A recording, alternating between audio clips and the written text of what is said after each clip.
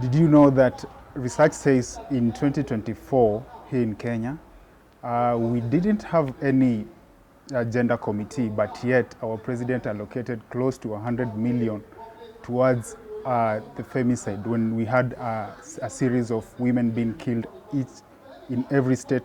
Can we do that again? Okay. Yes, it's funny that during last year, our president allocated close to 100 million to go towards the Gender Commission to investigate the femicide cases that were going in each and every part of Kenya. Yet, in 6 months' time, we didn't have a gender CS. Now, it's a surprising fact because it's surprising to you and not to me because I do my own research. Do you do your own research? Tulisema tu, we need this money to go into these spaces because our women are being killed left, right, and center. Yet, we don't have a gender CS. That's a question to ponder. Anyway, as always, I'm your host to the most, they call me Timothy, and today, I want to welcome you to the People's Podcast, where no topic is too big or too small to discuss, and here we do conversations that matter. On set today, I have a visitor, but I don't want to take away the juice. I'll let her introduce herself. Karibu sana. Asante. Hi everyone, Sally Mawia. Yes, at least leo nimefurahia kukua hapa, nimebambika. Yeah. Umesema tu you Sally Mawia. Hi guys. Okay, naitwa Sally Mawia. Napenda kusocialize na watu, napenda kudance. Okay, pia napenda kumake new friends. Alafu pia I'm happy to be here today. Yeah. That's nice. Sally, if I can reiterate on your statement, umesema you like socializing. Yeah. Whenever you socialize, I'm pretty sure you don't socialize in a single space. You socialize with people from everywhere. Yeah, exactly. Do you take like your security as the key aspect whenever you're socializing, ama is just socializing, having fun, security out of the question? Okay, security ni muhimu. Okay, kwanza sasa ukicheki situation ni ngumu huku nje. Okay. Madem mostly, tuseme for example, ukisimama vibaya unaweza pata hadi umechukuliwa simu, Okay. Maybe. Okay. So huku situations za huku nje sasa ni kuangalia security yako. Okay. Tuseme for example kama sasa kama niko mbele ya watu, Okay. maybe nafaa nikuwe naangalia left right, nione kama niko on a safe surrounding. Alafu pia niweke simu yangu vizuri.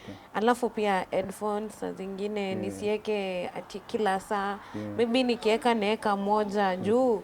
Okay, unaweza kuwa kuna mtu wako mahali anakuita akwambie msichana acha kusikiza kuna gari inakuja nyuma. So like exactly, utasikia. So like safety ni muhimu, at least unajijua kidogo bana. And when you're considering your safety, do you consider also the safety of the people around you, ama is just you and you for yourself, God for us all? Okay, si mimi peke yangu. Pia unaangalia. Okay, kama okay, youths wengi sahi hawana job, si ndio? Okay, unapata sahi wako idle sana. Unaona tuseme for example maybe anaweza kuona hapo na ka smartphone kako. So aone dem anaweza mtoka hii niende niuze nipate do, si ndio? So ukiingia tu kwa surrounding unaangalia pia watu wenye wako hapo. Maybe wanakaa friendly ama wanakaa aje. Unajua kuna wengine hadi ukiangalia mtu hivi akai friendly jameni. Ukimwangalia tu hivi unashindwa huyu hapana.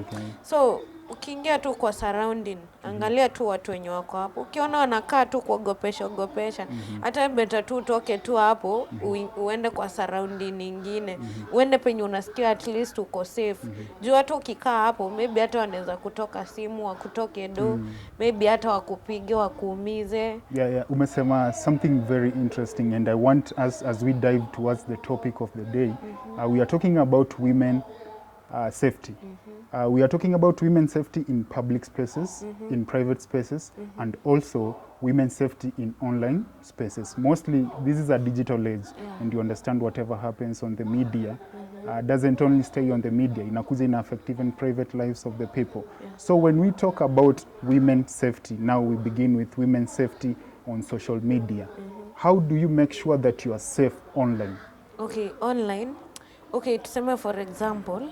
So mi napenda kupeana example na mimi mwenyewe. Tuseme nimefungua account yangu hapo pale Facebook, si ndio?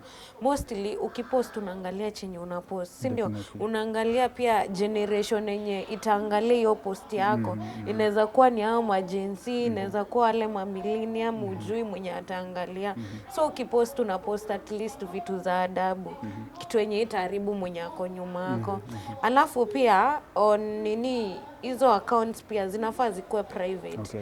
Yeah, tuseme for example in privacy maybe umeweka nini inaitwa password. Kuna zile personal password, kuna zingine unaweza weka hivyo wakiwa na mtu alafu mtu aingie kwa account yako aanze kupost vitu mbaya.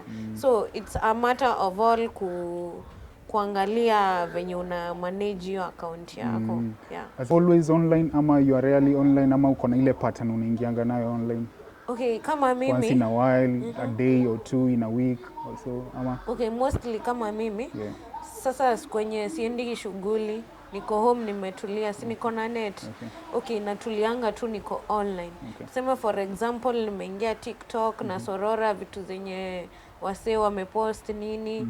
So alafu pia on addition on that naweza sema hizi wifis. Unajua kuna places zingine unsecured. exactly. Ukienda uscan ati kila mahali kuna venye tu inaweza kuharibia, so Lakini like, still economy ni hard. Sasa mimi nikienda town nipate free wifi. Do you want to discourage me from using the public wifi? okay, vitu za bure si mzuri saa zingine. Lakini pia unaangalia like I have an online job, a digital job. Na nafaa nifanyie online na nimejipata tao at a certain time na sina net. Na nimepata kuna kuaga na hiyo net ya 10 bob ama ya free hapo Aga Khan Walk. So okay, unani discourage nisitumie. But what other solution are you offering? Nitajuaje ni safe ama si safe? Okay, like kujua ni safe, maybe tu uingie kwa Google uangalie, lakini mi si prefer sana kutumia hizi vitu za bure.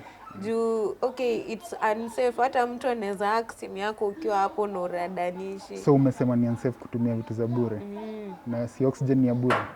Oxygen How ni ya safe? God.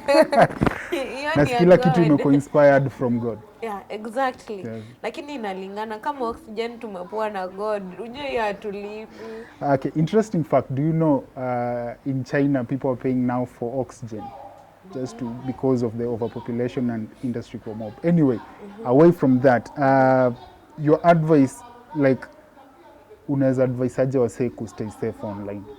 Now because tumeona pia online inakuja na ile online sexual gender based violence whereby people wana control because maybe of the color of your skin, your size and so forth, ama your mental capacity, ama your knowledge.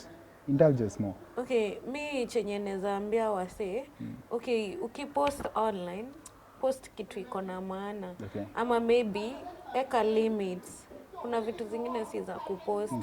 Alafu pia on nini hizo passwords. Unajua kuna watu wenye wanaitwa sijui ni conmen ama unapata wameingia kwa account yako nini.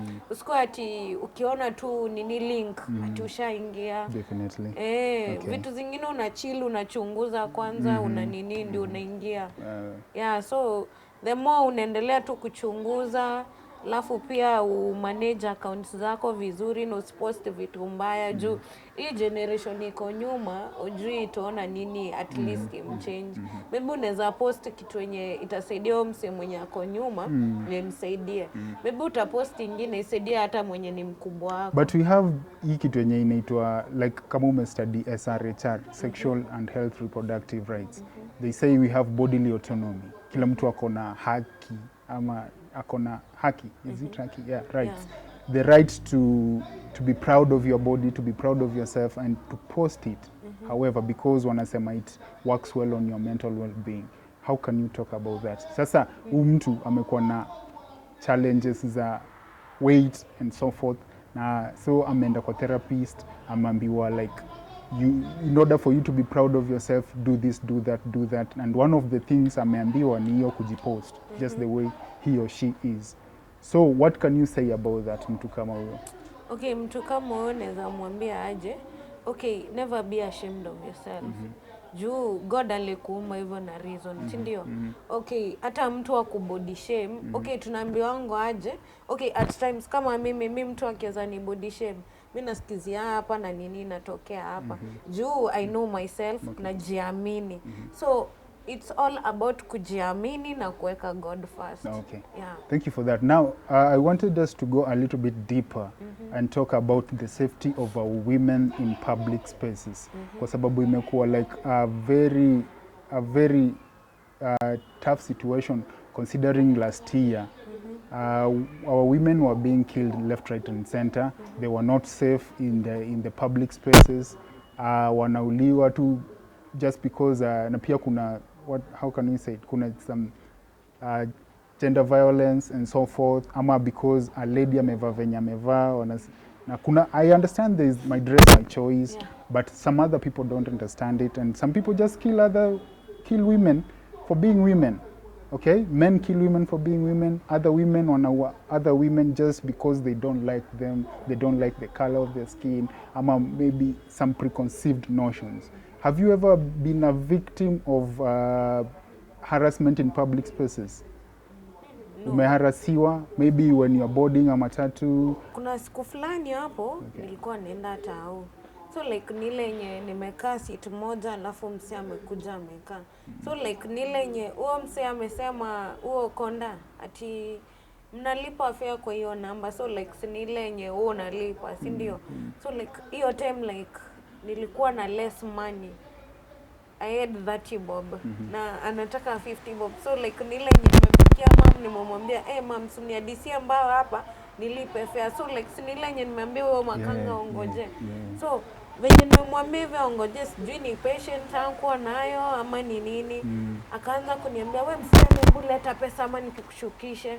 Kamwambia cheki bro, so chill, na kutumia pesa naongojea nitumie, so like nile yenye nashindwa huu bro bana, nimemwambia atulia, hataki kusikia.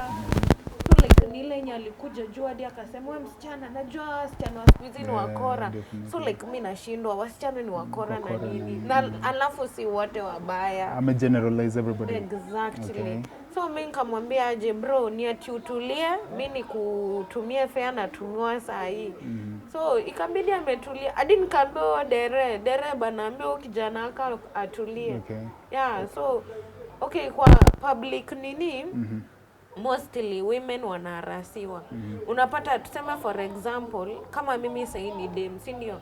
Okay, dem uko na figa poa, uko sawa, umeng'ara, si ndio? Tuseme umepita tu kwa barabara, umepata maboy wametulia mahali. Unapata tu okay, tuseme for example boy amekusalimia, tuseme okay, si mademu wote wanapenda kuongea mbele ya watu. Yeah, definitely. Kuna wenye wamenyamaza, kuna wengine wanaongea. So like unapata boy amekusalimia, ni aje msupa.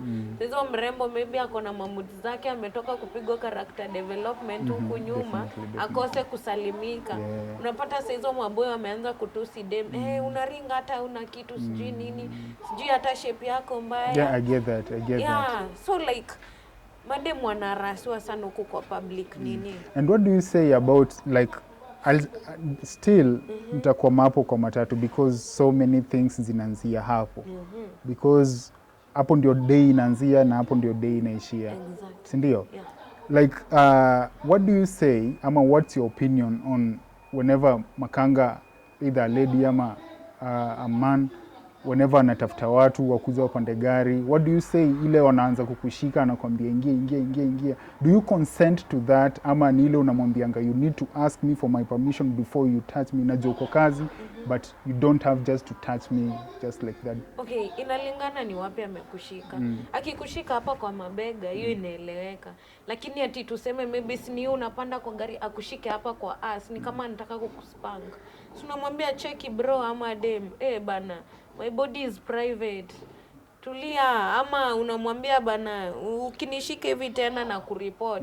Juu hiyo ni kama GBV, kukushika hafai kukushika, hiyo ni mwili yako na ni private. Yeah, so anafaa na respect decision ya nini ya client. Kwa sababu most of the time I just see like a couple wanapanda matatu, they are going to town and then the man ameingia alafu unaona the lady ndio anaingia wa mwisho, but the man sasa makanga anamzindikiza na mkono. I don't consent to that, even if it's my sister. I don't consent to that, but I feel like, okay, in order for us to be safe, what's the solution? Okay, the solution ni mostly unaona venye wana support mtu hivyo wakimsukumilia hivyo kwa gari ya pande. Okay, it's not allowed. For me naweza sema hiyo si a way mzuri. Can you start a campaign on that? Yeah, actually I can start. Definitely. Juu makanga wengi wanakuanga sijui, acha tuseme sijui ni ujinga ama ni nini. Ukijaribu kuelezea mtu anaona aka kademka kwa empowered sana sijui nini. Lakini you know it's your right, unafaa unajibonga. I feel like unafaa ukwe na like civic classes around your mtaa unatoka. Engage young ladies, older ladies on how to be safe on public spaces. Kwa sababu in public spaces is where most of these bad things happen here women. Exactly. Now, as we are going to conclude our second segment and go to a third segment, nataka tuongelele now our safety of the women in private spaces. In private places. Yeah, like at your home, in the office. Office is public, but now let's talk about internal organization, not this external organization. So, at your home, kona chali kwanza? Nkona chali. How old is he? 25. Okay, so you have plans? Yeah. Ama it's your final? Niko na plans. Many fishes in the sea. Sasa niko na plans. Kona plans ziko on track. Yeah, so exactly. You have like, this is what we do, this is what we are going to do 5 years to come, 10 years to come. So you want it to be like, this is my final thing. I'm done looking for many fishes in the sea. So we settle on one. Settle on one. That's nice. It's hard now. It's hard, ladies. Okay, not ladies. Everybody. Yeah. Everybody is up to something. You cannot the motive. So, nilikuwa nauliza like, you've ever found yourself and you are, okay, I know you have that consent because you agreed, be my guy, I'll be your lady, so we can do this and that to a certain limit. But umeshajipata in a room with your man, like, have you ever undergone any case of gender violence behind closed doors? Maybe with my man, ama yeah, your man. It doesn't necessarily have to be like physical. Pia maybe amekuongelesha tu vibaya, ama the attitude towards you because maybe you cooked food in a different way, so akaleta feelings zake zote huko. Have you ever experienced any form of gender-based violence behind closed doors? I know it's a sensitive question. You don't have to answer if you want, if you don't. Okay, nimewahi. Okay. Okay, like hiyo siku alikuwa ametoka job. Okay. Amechoka. Okay. So like ni ile yenye amesema yeye anataka kukula ugali na nyama. Okay. So like sasa unajua obvious mtu akiwa na boli ile kuna zile vitu zenye hataki kusikia harufu. And so forth. Exactly. Okay. So hiyo siku mimi nikamwambia je, maybe nipike ugali, you come and prepare nyama juu sasa mimi hata nikisikia harufu ya nyama nitatapika. Wacha akuje. Nakwambia ufanye kitu, sijui utaki kusikia. Unajiona wewe ni mwerevu siku hizi. Nikamwambia bana, hii niko na hii situation, alafu nikisikia hiyo harufu nashinda nimetapika. So you have to understand me. Kwanza maboy sana mnafaa mnaelewa these pregnant ladies juu wanapitia challenges. Okay.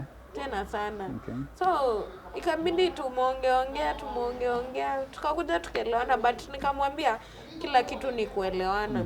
Juu okay, hii Kenya ukikosa kuelewana na mtu obvious amtenda the same way. So the more tuliongea hivyo tukakuja tukaelewana, akasema maybe niko na hizo mood swings, namwambia mapema ndio at least anajua kitu ya kufanya juu sasa mimi obvious singepika na niko na mood swings na natapika.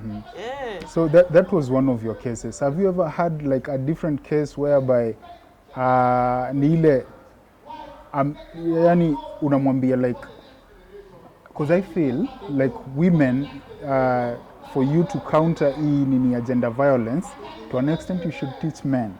You should teach men like when I'm pregnant, this is how I feel. Okay, this is how I'm supposed to be treated. Or when I wake up early in the morning, this is how I feel, and I go through a series of mood swings. Ama late in the night, mimi nimechoka, nimetoka kazi, so maybe today I don't prefer having sex, having intercourse. But a man doesn't understand that. Yeah, ametoka job, amechoka, anajua like having an intercourse is a reliever to him.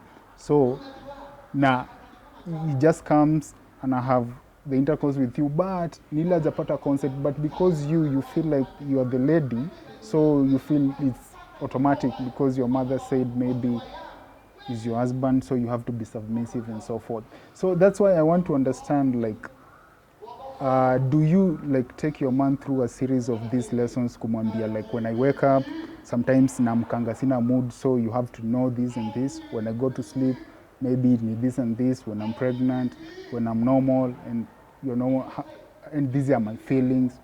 Like, do you teach your man about such things? Because we have to understand it, ndio tusikuwe na hizo visa za gender violence.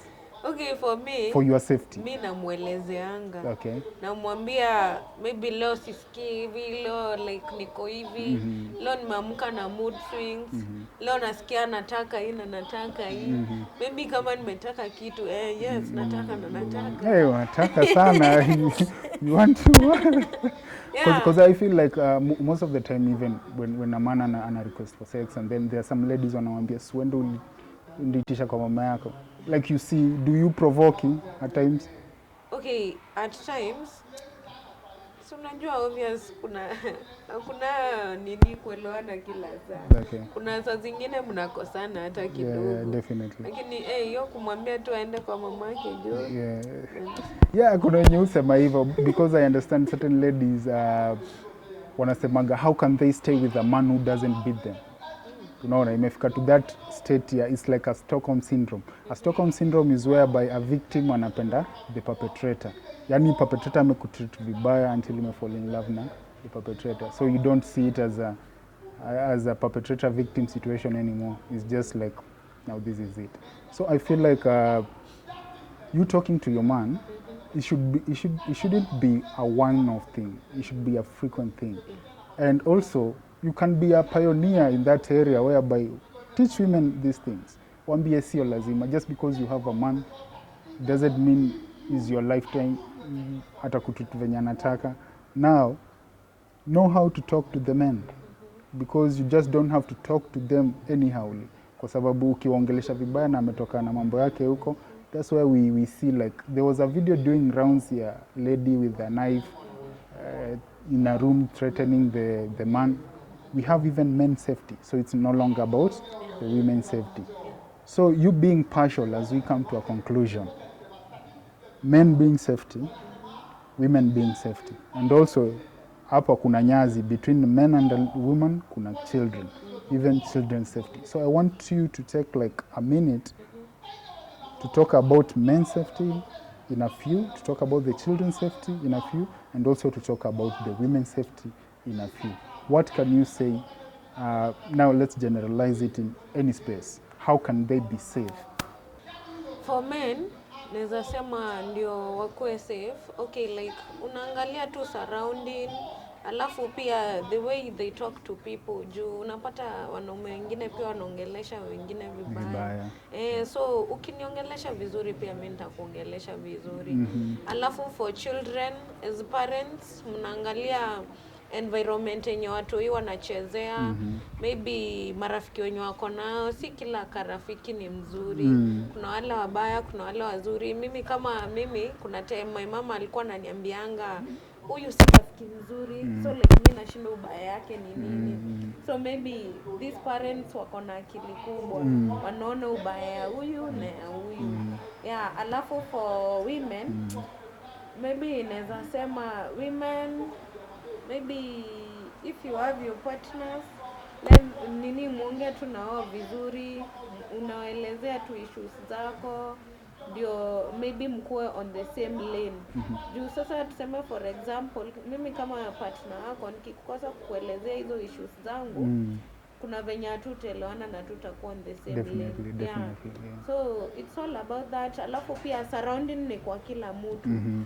Unaangalia either uko on the right way Yeah. or on the bad way. Yeah. So unaangalia gani mzuri na kila kitu itakuwa poa. Okay. Yeah. Sawa sawa.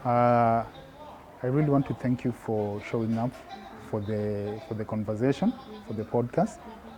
When you umesikia, it's a people podcast, and no conversation is either too big or too small. We believe that each and every conversation do matter. And just to add on what she said, I don't know if I should call you a she, because nowadays I do understand we have too many genders, and I should be safe. As a man, I should I should be safe. Anyway, you have, as you've learned from our guest here, that whether in public, online, or on transit, or in private spaces, we all should prioritize on our safety. And how do we prioritize on our safety? While we are on public spaces, we should learn to be in groups and know your friend, know your enemy. In our private spaces, we should learn how to talk better to our spouses. If you are a man, know how to talk better to your lady. If you are a lady, know how to talk better to your man. We are all human beings, we can understand. While you are online, ukiharasiwa sana, learn to report these things, ama learn to report harassments, ama pia know what you're posting. Don't post everything. Not everything is for everybody, because your future generations will see it. And while you're traveling also, travel with a trusted client, with a trusted partner. Like nowadays we have Ubers. Many people don't do due diligence on the Uber drivers they are taking. So if you're opting for Uber because wanasema Uber ni ya working class, travel with 2 or 3 friends. Anyway, I won't bother you with too much talk, as we've had it already. On conclusion, I just want to thank you for being a diligent viewer, and I'm your host with the most, they call me Timothy. This is the People's Podcast, where no conversation is either too big or too small to talk about it. These are the conversations that matter. Adios, until next time.